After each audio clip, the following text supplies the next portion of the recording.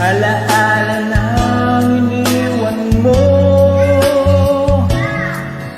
Kapag naisip mo, nalulungkot ako. Nagtatanong kung bakit iniwan mo. Bakit tayo'y nagkalayo? Alaala ng ating mga nakaraan. Pagkapiling ka, nung ligaya ko, hindi pa ba sapat ang pagmamahal ko?